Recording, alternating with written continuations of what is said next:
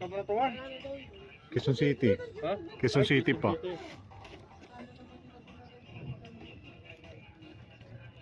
Sabi, anong oras naman tayo darating doon ah? Gabi na. Gabi na. Fight, got pride, got reason. If they wanna go eat, then you know I'm gon' feed them. If you're coming for me, hope you're ready for a demon. I got eyes in the back of my head, I'm seeing. Take me for granted and you know I'm leaving. I'ma take what's mine with the webs I'm weaving. I could take this crowd from seeing to believing. Got a taste for blood. Oo.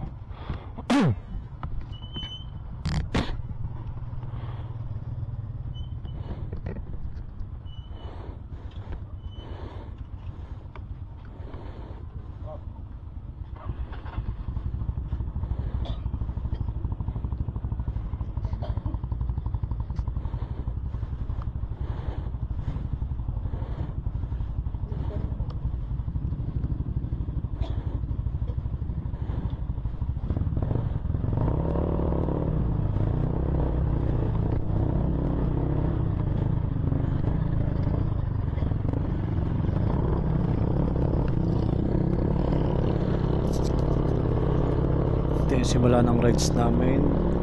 Quezon City, destination namin ay Subol, Pangasinan. Nag-ride out kami ito mga alauna ng madaling araw. So binabagtas na namin yung way papunta sa mga bato. MacArthur Highway ang daan namin ito eh.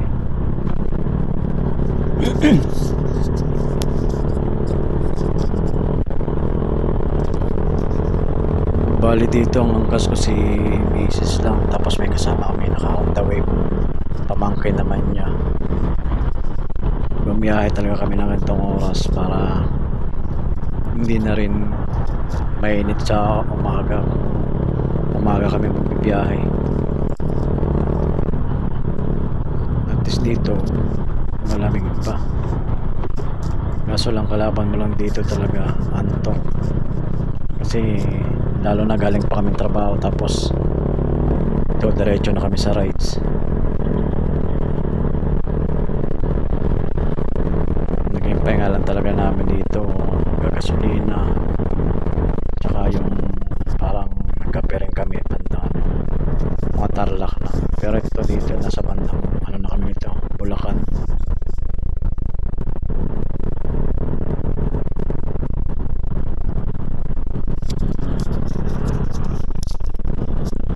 Kaso lang problema pag nabiyahe ka ng gabi, hindi mo masyado makita yung may lubak, kaya minsan nalulubakan, nakakaldab yung motor ko. Nadala ko lang dito may S40 pala, tsaka yung kasama namin naman naka Honda Wave. Nung mo na to kaya lang ako dumuluwag eh.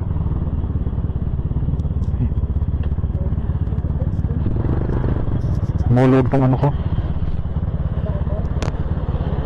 Yun o.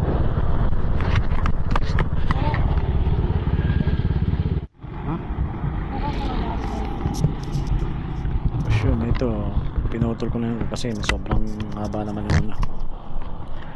Ilang ano na lang tayo sa 1.5 hours. Malapit na yan. 75 kilometer.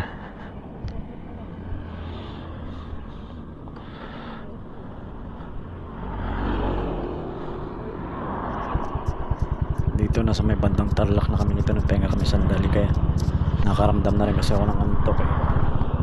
Kaya sabi ko sandali lang pahinga kahit ano, tsaka umihi na rin ako sa gilid. Okay na? Ha?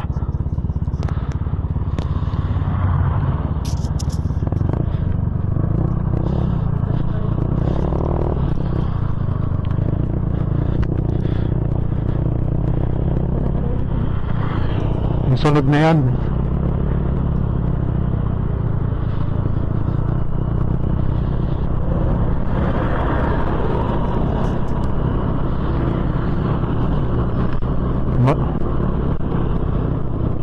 Diyan na.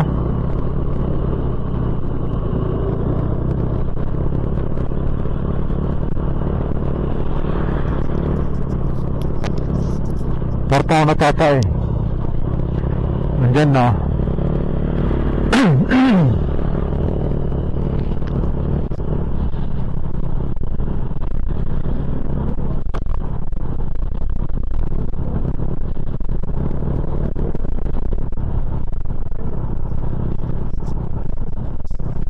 Sunod. Pangasinan na sunod. Sunod ba Pangasinan na? Para akong natatae.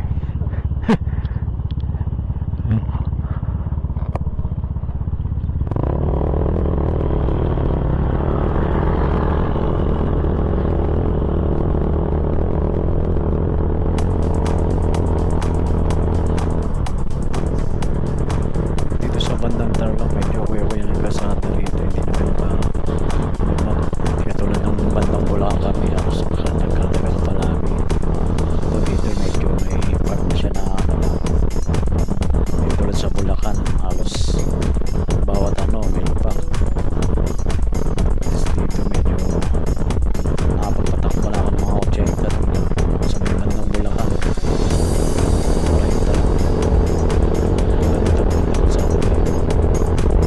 Pero ito malapit lang dito sa may ano Manawag na yata ito. Kasi doon yung way namin dapat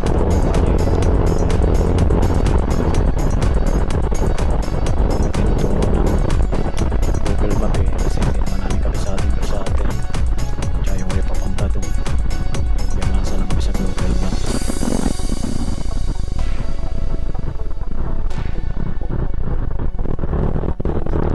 Dati nagpunta na talaga kami ng Liwanag. Para nang biyahe kami ng mga 7 hours yata. Kasi hindi ka rin makapagpatakbo ng mabilis lalo sa gabi. Lalo na yung bandang Bulacan. Pasok kami ng Pampanga. Medyo mga malbaking daanan doon. Kaya ito naman 16 kilometers. Dito sa bandang ano, habang pumunta na kami 90 pa nga eh. Pero ang ganda lang yung takbo, hindi ko masyado sinasabi.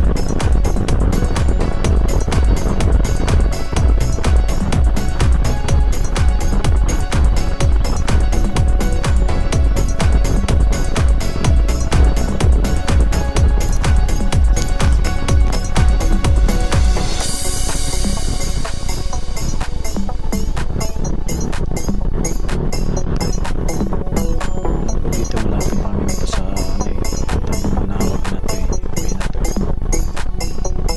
Kaya medyo pwede na sa mga kalsada. Ganda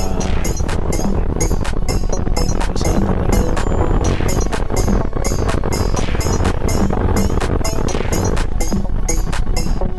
Ito yung ganda mga Manawag kami, mga nasa 6 mga 60 natin yata sa 7 na ganun. Kasi dumating kami ng pinakamatagal ng Pangasinan na ay mag-8 na rin.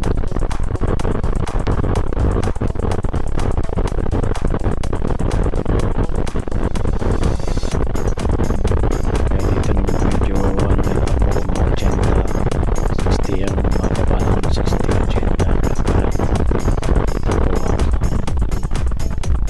kasama namin nasa likod lang namin nakasunod. Minsan nauna siya, siguro nakakaramdam na rin ng antok. Kaya nagpapatakbo ng medyo mabilis, nauna siya sa akin. Pero nung bandang Quezon City pala kami papuntang mga Pampanga, nakakaramdam lang talaga siya sa likod namin. Dito minsan nauna na siya.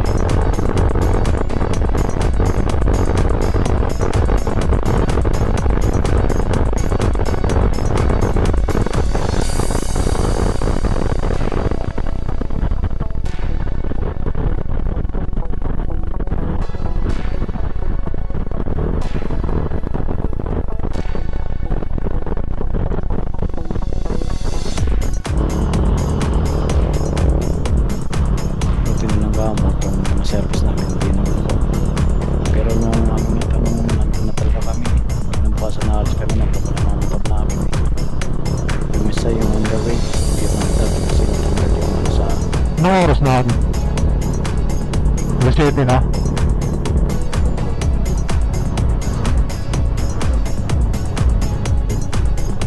Sabi ko sa'yo mga 8 hours yung takbo natin eh. Tansyado ko na yun 8 hours.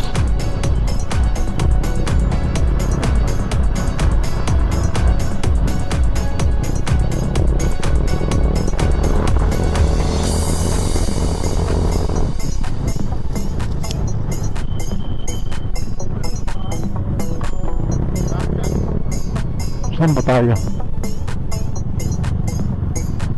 Hindi naman ah.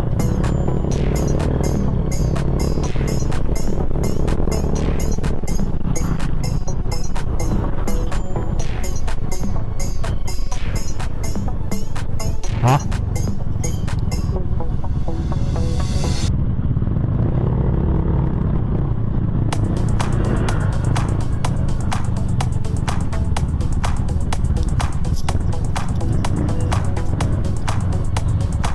Ito na yung ano eh, papasok kami ng Manawag sa may ano na simbahan. Tapos na yung papuntang ano na Pangasinan na Sampabian. Kaya dito pa lang medyo matrapik na kasi ano na yung ano eh, mga simbe sa may Manawag.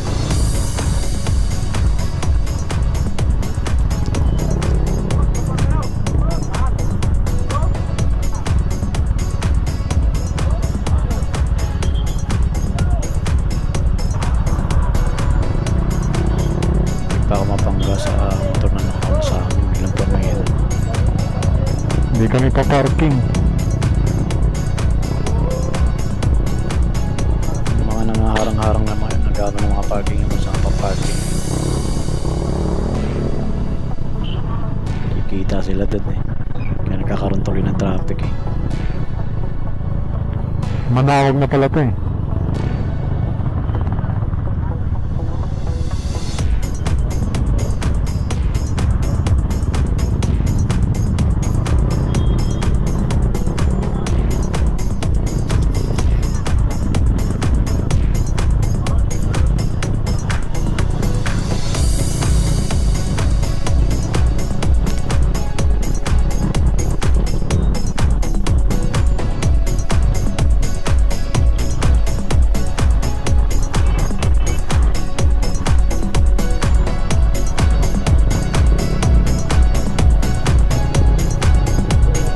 Saan yung pakaliwa?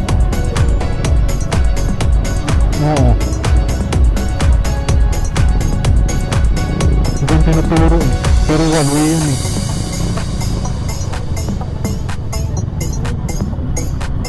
Doon din ba?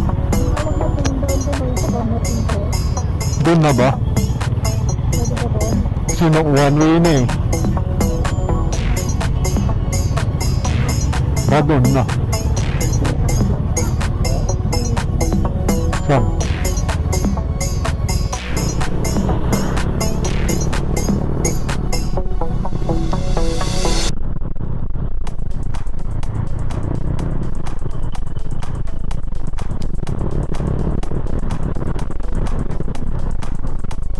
Ha?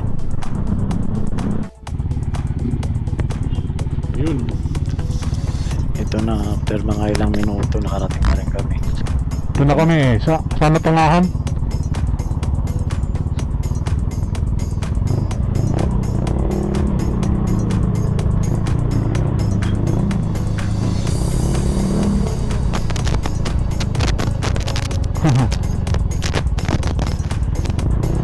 Punta na kami ng Subol Beach. Pag na-video ka pa ganun na.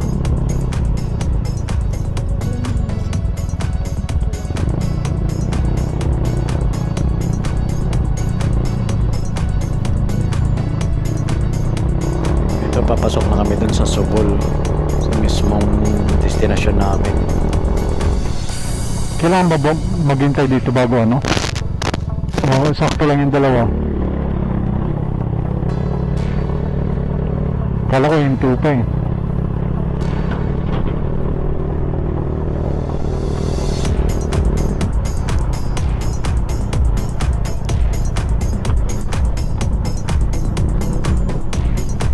Nauna na yung sumokong, no?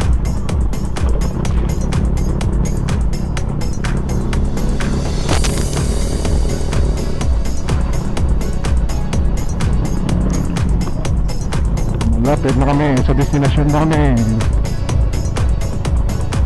Aman?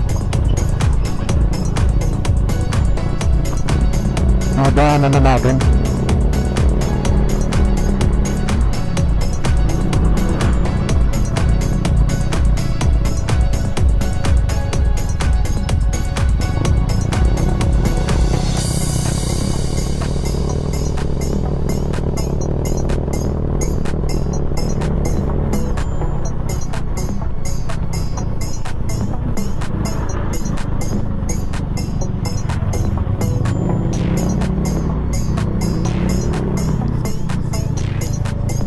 Yeah.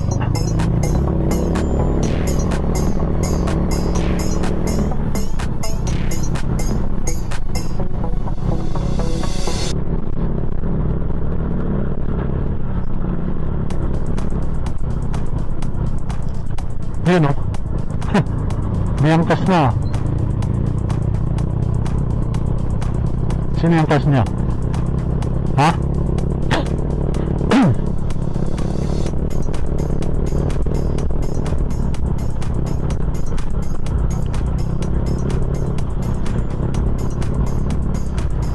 Probinsya na ako.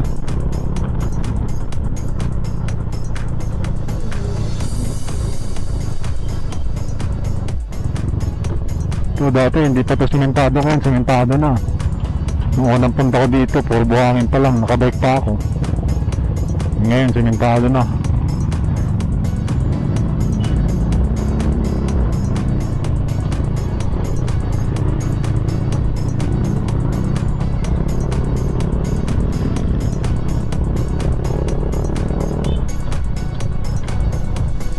Ito, magkakaroon na rin ng mga ano ba yung bahay?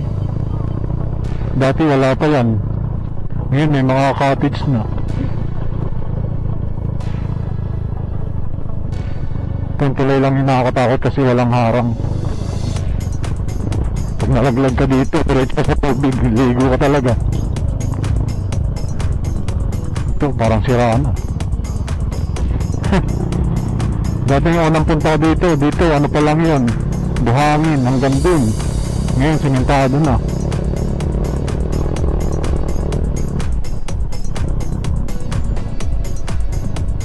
Saan ba dapat? Saan tayo dadaan? Ha? Saan tayo dadaan? Dito na? Saan?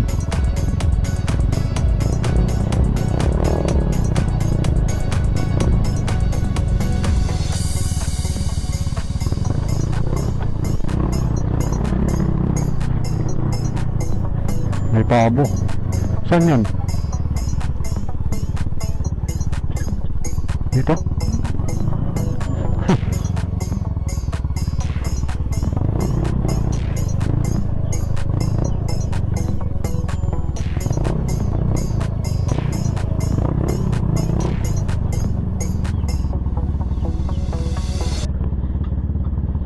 Napagod ako.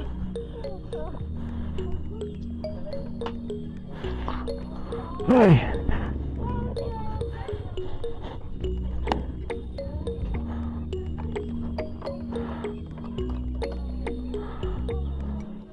Dito na rin kami sa Baybay, Subol Beach, Pangasinan.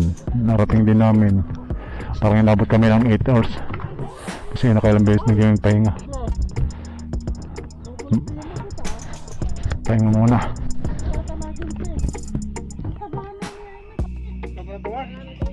Quezon City. Ha? Quezon City pa.